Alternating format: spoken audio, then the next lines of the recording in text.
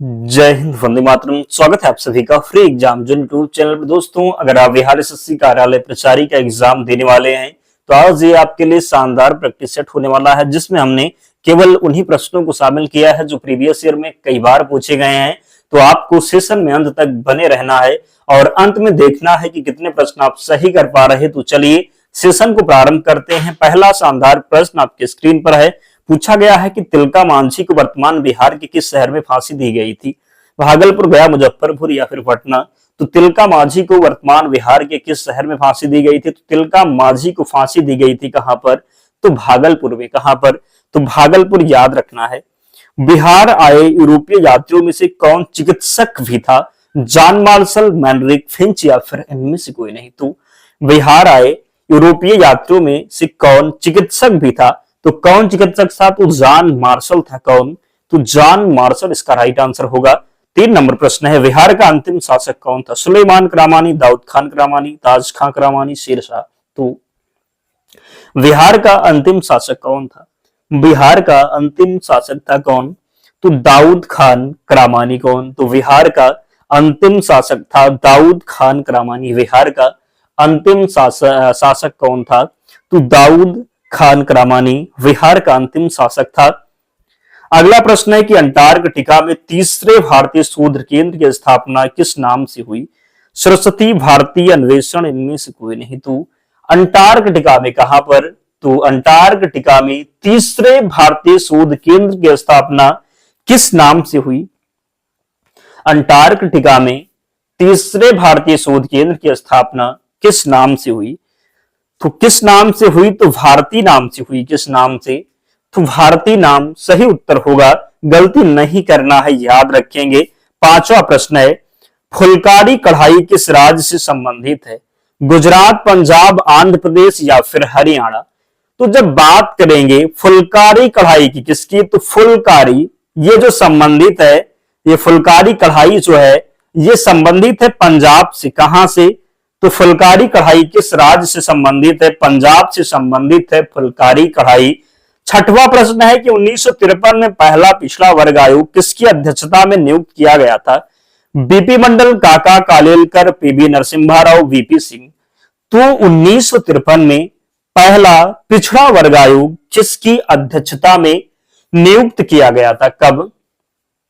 तो 1953 में पहला पिछड़ा वर्ग आयोग किसकी अध्यक्षता में नियुक्त किया गया था? तो 1953 में पहला पिछड़ा वर्ग आयोग नियुक्त किया गया था काका कालेलकर की अध्यक्षता में। किसकी अध्यक्षता में?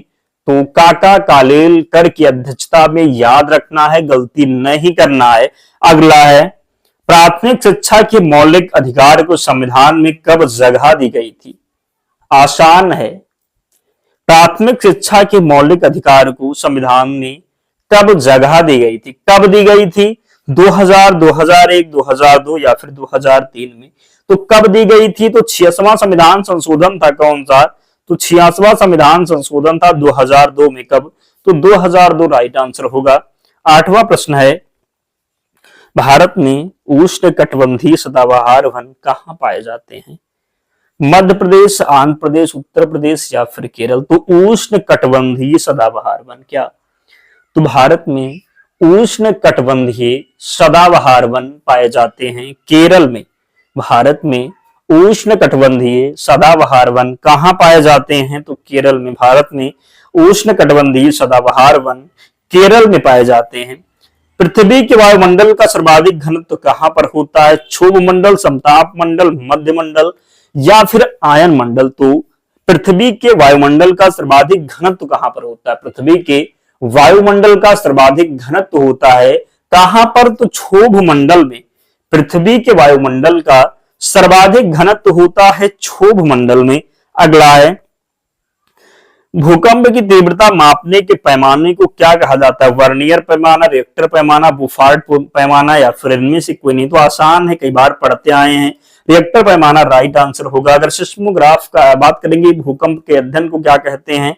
तो सिस्मोग्राफ कहते हैं। ये भी प्रश्न पूछा जाता है, इसलिए याद रखना है। अगला है, और आप में से बहुत से ऐसे दोस्त हैं जिन्होंने अब तक वीडियो को लाइक नहीं किया है, अगर आपने अब तक लाइक नहीं किया है तो निवेदन है आप सभी से लाइक जरूर करें और चैनल को सब्सक्राइब करना है, डेली हमारे साथ जुड़ना है। विश्वास रखिएगा आप निश्चित ही सफल होने वाले हैं। यहां से बाहर आपके एग्जाम में प्रश्न नहीं जाने वाला है, बस आपको डेली मेहनत करना है, सभी प्रश्नों पर अपनी नजर बना करके रखना है। पीडीएफ आपको टेलीग्राम चैनल पर दे ही देंगे, वहां से रिविजन करना है। तो प्लासी का युद्ध मैदान कहाँ स्थित है? बिहार, उड़ीसा, तात्कालिक बंगाल या फिर पंजाब में। तो प्लासी का युद्ध हुआ कब था? 1757 में। किसके बीच? तो कहां पर हुआ था? तो ये तात्कालिक बंगाल हो जाए। कमेंट में आपको बताना है कि किसके किसके बीच में जो है प्लासी का युद्ध लड़ा गया था। देखते हैं किस किस को पता है। फ्रेंच ईस्ट इंडिया कंपनी की स्थापना किस वर्ष? 1664, 80, 65, 70। तो फ्रेंच ईस्ट इंडिया कंपनी कब? तो फ्रेंच ईस्ट इंडिया कंपनी की स्थापना कब हुई? 1664 में फ्रेंच ईस्ट इंडिया कंपनी की स्थापना की गई। 1664 में फ्रेंच ईस्ट इंडिया कंपनी की स्थापना की गई। राजा राममोहन राय द्वारा ब्रह्म समाज की स्थापना कब की गई? आसान है, कई बार बताया। 1828 में राजा राममोहन राय के द्वारा ब्रह्म समाज की स्थापना की गई। औरंगजेब ने किस सिख गुरु की हत्या करवाई? गुरु हरगोविंद, अर्जन देव, गुरु तेग बहादुर या फिर इनमें से कोई नहीं। तो औरंगजेब ने किस सिख गुरु की हत्या करवाई थी? गुरु तेग बहादुर की हत्या औरंगजेब ने करवा दी थी। गुरु तेग बहादुर की हत्या औरंगजेब ने करवा दी थी, याद रखना है। अगला है, बंगाल का प्रथम गवर्नर जनरल कौन था? हेस्टिंग, विलियम वेटिंग, कैनिंग या फिर क्लाइव। तो बंगाल का प्रथम गवर्नर जनरल कौन था? वारेन हेस्टिंग की बात करेंगे तो ये बंगाल का प्रथम गवर्नर जनरल था वारेन हेस्टिंग। कौन? तो बंगाल का प्रथम गवर्नर जनरल था वारेन हेस्टिंग। इवा बंगाल आंदोलन किसने शुरू किया था? ईश्वर चंद्र विद्यासागर, राजा राम मोहन राय, हेनरी, विवियन डिरिजियो, इनमें से कोई नहीं। तो इवा बंगाल आंदोलन किसने शुरू किया था? इवा बंगाल आंदोलन शुरू किया था हेनरी विवियन डिरिजियो के द्वारा। इवा बंगाल आंदोलन किसने शुरू किया था? तो हेनरी विवियन डिरिजियो हो जाएगा। अगला है, पश्चिम बंगाल में रानीगंज क्षेत्र किस लिए विख्यात है? पेट्रोलियम, एल्युमिनियम, कोयला, हीरा। तो पश्चिम बंगाल में रानीगंज क्षेत्र किस लिए विख्यात है? पश्चिम बंगाल में रानीगंज क्षेत्र कोयला के लिए विख्यात है। किसके लिए? तो पश्चिम बंगाल में रानीगंज क्षेत्र किसके लिए विख्यात है? तो कोयला के लिए विख्यात है, याद रखेंगे। पाक जलडमरू मध्य निम्न से किनको अलग करता है? भारत, पाकिस्तान, भारत और श्रीलंका, भारत और म्यांमार, भारत और बंगाल। तो पाक जलडमरू मध्य निम्न में से किसको अलग करता है? तो पाक जलडमरू मध्य अलग करता है भारत और श्रीलंका को। किसे? तो पाक जलडमरू मध्य किससे अलग करता है? तो भारत और श्रीलंका को। राजाजी राष्ट्रीय पार्क किसका एक प्राकृतिक आवास है? महसीर मछली, कस्तूरी मृग, एशियाई हाथी, एशियाई चीता। तो राजाजी राष्ट्रीय पार्क किसका एक प्राकृतिक आवास है? राजाजी राष्ट्रीय पार्क किसका एक प्राकृतिक आवास है? तो ये हाथी का है। किसका है? तो एशियाई का हाथी का हो जाएगा राजाजी राष्ट्रीय पार्क। अगला है, रसायन शास्त्र में साबुन किसका लवण है? वसा, एसिड, ग्लाइकोल, फास्फोरस या फिर सोडियम। तो रसायन शास्त्र में साबुन किसका लवण है? तो साबुन जो है ये वसा एसिड का लवण है। किसका? तो रसायन शास्त्र में साबुन किसका लवण है? तो ये वसा एसिड का। बायोगैस के मुख्य घटक कौन है? हाइड्रोजन, ब्यूटेन, मीथेन या फिर एथेन। तो बायोगैस के मुख्य घटक कौन है? तो बायोगैस का मुख्य घटक क्या हो जाएगा? तो ये मीथेन होगा। बायोगैस के मुख्य घटक मीथेन हो जाएगा। क्या? तो बायोगैस का मुख्य घटक क्या है? तो मीथेन है। निम्नलिखित में से क्या कृत्रिम पारिस्थितिकी तंत्र का उदाहरण है? बगीचा, तालाब, झील या फिर इनमें से कोई नहीं। तो निम्नलिखित में से क्या कृत्रिम पारिस्थितिकी तंत्र का उदाहरण है? क्या जो है कृत्रिम पारिस्थितिकी तंत्र का उदाहरण है? तो ये बगीचा है। क्या है? तो बगीचा है।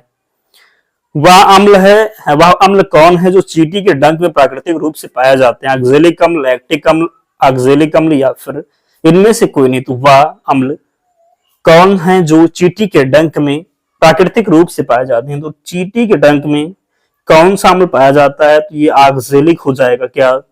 तो ऑक्जेलिक अम्ल सही उत्तर होगा। अगला है, बाह्य अंतरिक्ष में किसी अंतरिक्ष यात्री को आकाश कैसा दिखाई देता है? तो सफेद, नीला, काला या फिर हरा। तो बाह्य अंतरिक्ष में किसी अंतरिक्ष यात्री को आकाश कैसा दिखाई देता है? तो ये काला दिखाई देता है। कैसा? तो काला दिखाई देगा। 25 नंबर प्रश्न है, सहायक संधि की प्रणाली को स्वीकार करने वाला भारतीय मूल का पहला शासक कौन था? ग्वालियर के सिंधिया, हैदराबाद के निजाम, पंजाब के दिलीप सिंह पेशवा। सहायक संधि की प्रणाली को स्वीकार करने वाला भारतीय मूल का पहला शासक, क्या पूछा गया है? तो सहायक संधि की प्रणाली को स्वीकार करने वाला भारतीय मूल का पहला शासक कौन था? तो ये कौन था? तो ये हो जाएगा जो सही उत्तर, हैदराबाद के निजाम। सहायक संधि की प्रणाली को स्वीकार करने वाला भारतीय मूल का पहला शासक हैदराबाद के निजाम। दूध सागर जलप्रपात किस राज्य में है? गुजरात, महाराष्ट्र, गोवा या पंजाब? तो दूध सागर जलप्रपात किस राज्य में है? तो दूध सागर जलप्रपात गोवा में स्थित है। कहां पर? तो दूध सागर जलप्रपात कहां स्थित है? तो दूध सागर जलप्रपात गोवा में स्थित है। 27 नंबर प्रश्न है कि कौटिल्य के अनुसार राज्य के कितने तत्व हैं? 4, 5, 6 या फिर 7? तो कौटिल्य के अनुसार राज्य के कितने तत्व हैं? तो कौटिल्य के अनुसार राज्य के जो तत्व हैं ये 7 तत्व हैं। कितने? तो कौटिल्य के अनुसार राज्य के कुल कितने तत्व हैं? तो 7 तत्व हैं। भारतीय संविधान के किस संशोधन के तहत उच्च न्यायालय के न्यायाधीशों की सेवानिवृत्ति की आयु 60 से 62 वर्ष कर दी गई है? कितनी? तो भारतीय संविधान के किस संशोधन के तहत उच्च न्यायालय के न्यायाधीशों की सेवानिवृत्ति की आयु 60 से 62 वर्ष कर दी गई है? तो कौन सा संविधान संशोधन था? तो 15वें नंबर का संविधान संशोधन था। भारतीय संविधान के किस संशोधन के तहत उच्च न्यायालय के न्यायाधीशों की सेवानिवृत्ति की आयु 60 से 62 वर्ष कर दी गई थी? तो 15वां संविधान संशोधन था। कौन सा? तो 15वां संविधान संशोधन। संघाई त्योहार भारत के किस राज्य में मनाया जाता है? तो संघाई त्योहार मणिपुर में मनाया जाता है। कहां पर? तो संघाई त्योहार भारत के किस राज्य में मनाया जाता है? तो मणिपुर में मनाया जाता है संघाई त्योहार। भद्रा वन्यजीव अभयारण्य किस राज्य में है? कर्नाटक, बिहार, केरल या फिर पंजाब? तो भद्रा वन्यजीव अभयारण्य की बात करेंगे, ये कर्नाटक में स्थित है। भद्रा वन्यजीव अभयारण्य कर्नाटक में स्थित है, याद रखेंगे।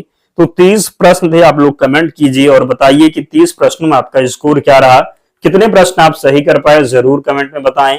और पीडीएफ के लिए टेलीग्राम चैनल से जुड़ जाना, लिंक डिस्क्रिप्शन बॉक्स में है, या फिर आप टेलीग्राम पर जाएंगे, सर्च करेंगे फ्री एग्जाम जोन, आपको चैनल मिल जाएगा, ज्वाइन हो जाना, वहां पर आपको सारी पीडीएफ मिल जाएगी। तो मिलते हैं नेक्स्ट वीडियो में, तब तक पढ़ते रहिए, ध्यान रखिए अपना, स्वस्थ और सुरक्षित रहिए। जय हिंद।